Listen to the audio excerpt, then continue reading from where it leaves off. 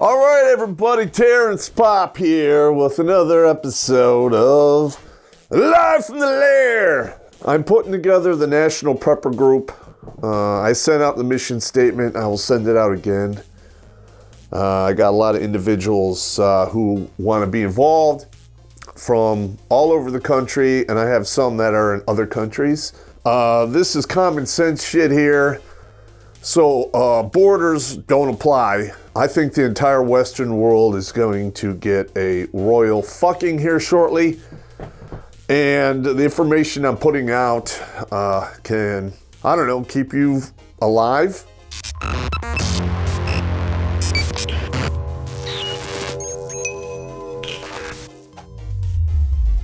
All right now, I am the wrong color for this, but I'm still gonna give it a go. If you have not read The Black Man's Guide Out of Poverty, well, you just haven't lived. Because after all, I was born a poor black child that was melanin challenged. Click on the links in the description, get this book and read it, cause I said so. Or not. You know, I'm not a beggar. That is all, you bundle of sticks, end of commercial. I did a video a while back on a bug-out bag, a bob bag, and I got a lot of questions in regards to that.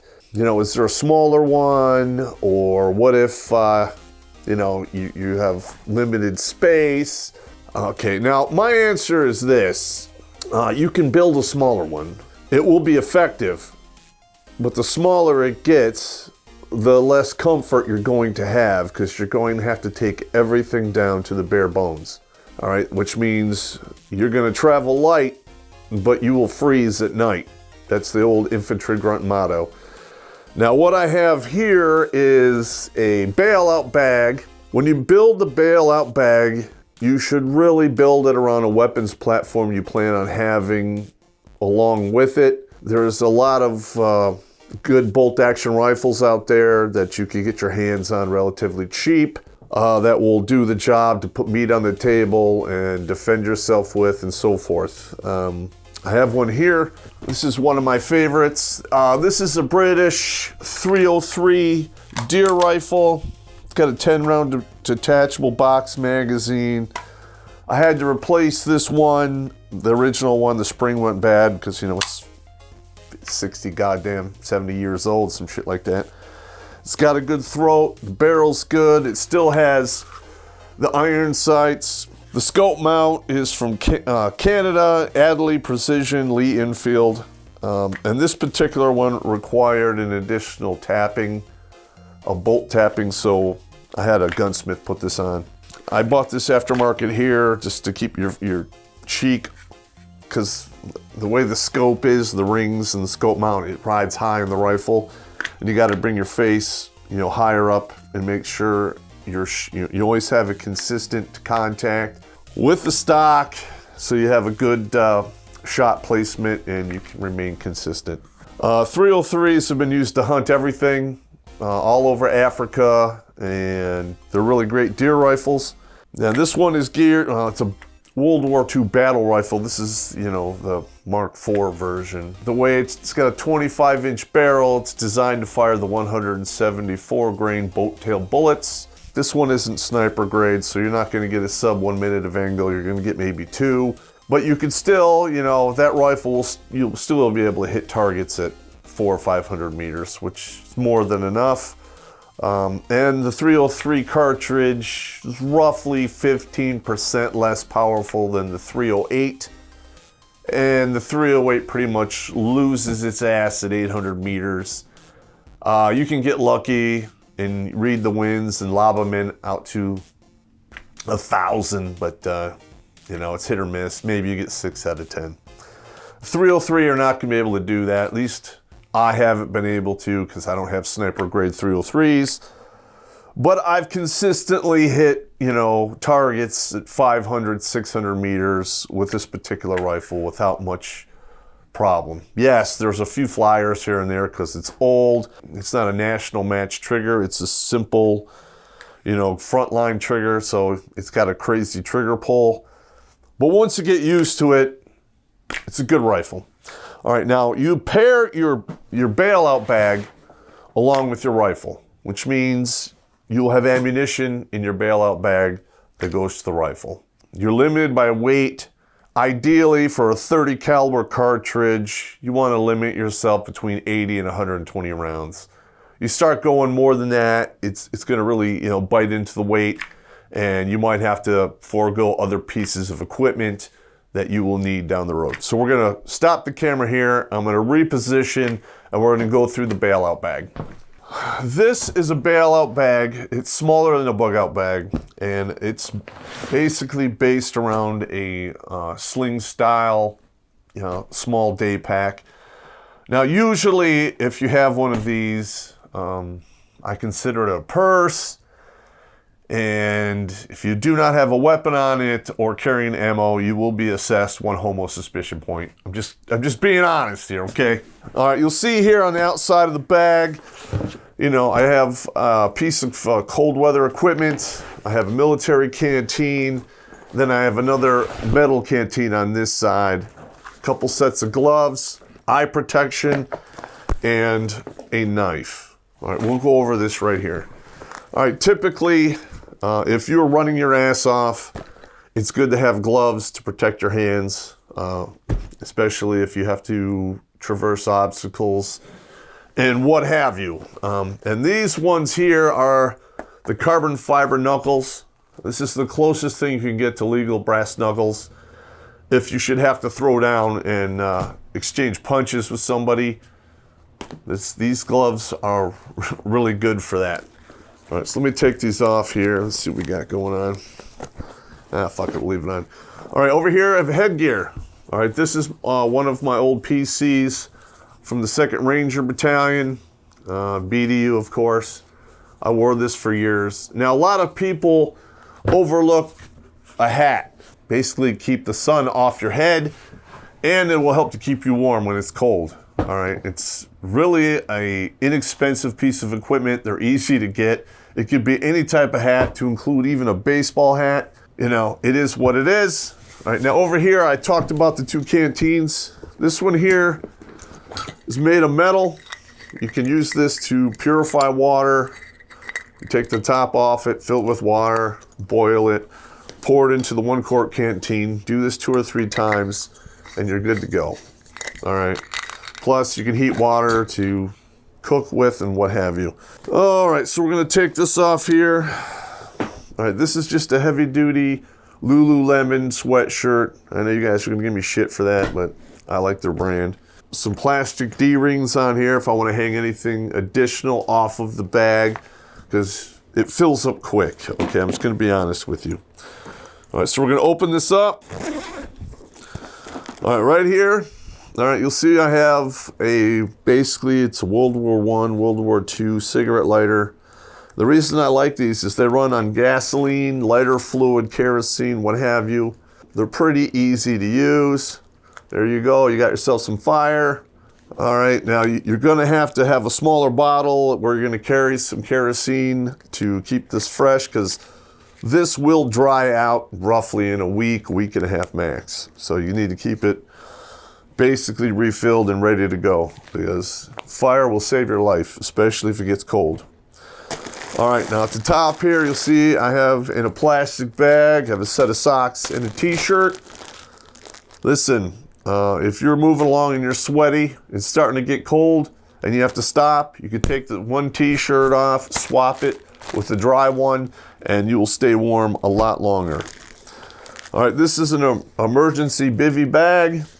It's good down to 30 degrees.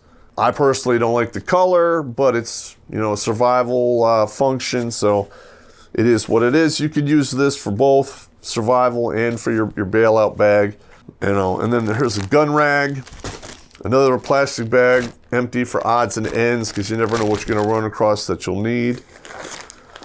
All right, here is a survival tent. Of course, this one's orange. It's not conducive to E&E, but it's better than nothing. It costs like $9. This costs like, I think I got 3 for $20. All right, and then here's your life straw.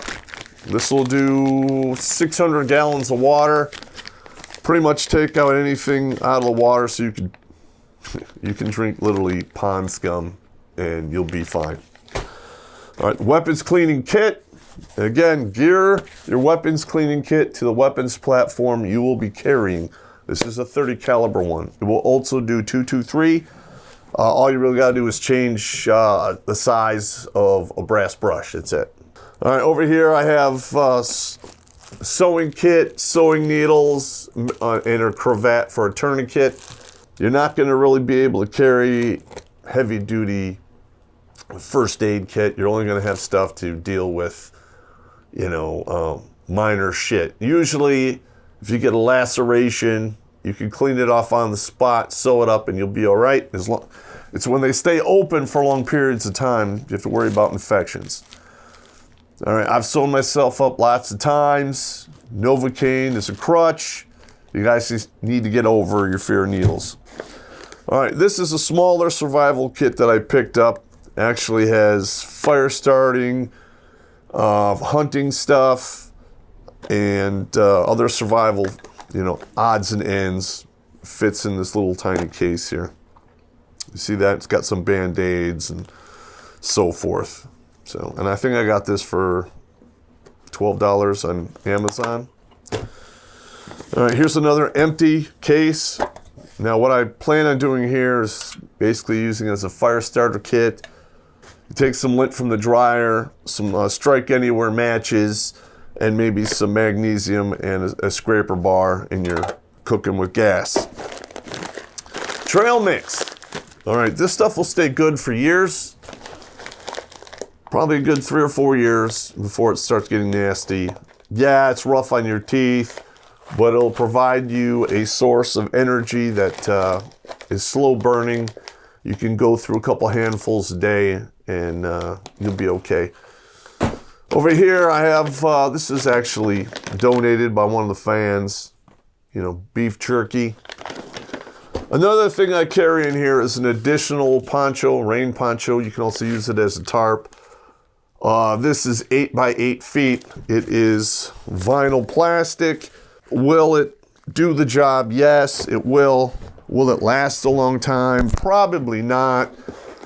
But this particular bailout bag is basically a stopgap for a super emergency. You can keep it in the back of your car and so forth. Now over here at the top in the small pocket here, water purification tablets. I can't tell you enough. You gotta have water if you're gonna be running for your life. Toothbrush, hemostats for taking out ticks and working a needle and so forth, or splinters. There will be a lot of splinters. You gotta pull them out ASAP so they don't fester. And here's something else that's really important, a compass. All right, this one's not fancy. I think it was 20 bucks. Don't really need to shoot military azimuths with it. You just need to do terrain association, and you can do that with basic cardinal directions. All right, so in a nutshell, this is a smaller option to a bug out bag. I know lots of guys who will keep one of these in the back of all their cars, and they will disassemble the rifle, and it'll fit into a guitar case, and some of them are short enough to go into tennis racket cases. Very, inconspicuous. So if people open up your trunk, they don't see a huge gun case. They see like a guitar case, and maybe they'll say something, but it's not going to raise any suspicions. Don't be the guy who's in your car when the mob comes and you're not ready to basically get the fuck out of there and defend yourself if need be. All right, don't be that guy. All right, I know this one was a little haphazard and done quickly, but there really isn't much to this because it's so small. This particular case, I got it on eBay for, I think, 25 bucks. Okay, all of this other equipment I had laying around from my military service days. The gloves, these are 29 bucks. The other ones are like 15, and then I have the sunglasses, and the sunglasses case ran about maybe $30. So you could put this together pretty much for $250, and you could pick up a rifle that fits this for $400 to $500-600 bucks. So for under a G, you're good to go. Now, I know I mentioned the ammo portion, so we're going to get to that here. All right, you see here I have the 303 bullets, roughly 120 rounds sitting back here, ready to go. I have a backup knife. All right, and then the knife you have here, this one needs to be at a minimum 6 inches long. That's a good size for survival uses, and if you should have to fight, 6 inches is a damn good size weapon for self-defense. This is a Tanto. Listen, you can't really go wrong with a Tanto. It was designed by the Japanese. They fought all kinds of wars and civil wars and what have you, and they used a lot of these type of weapons, and they worked pretty damn good. So, you know, this one here is from Cold Steel. I got it for like 70 bucks. You don't necessarily have to have one from Cold Steel on here. You can get all kinds of knives that'll fit on here, no problem. So, all right, I think that's it. I'll talk to you guys later.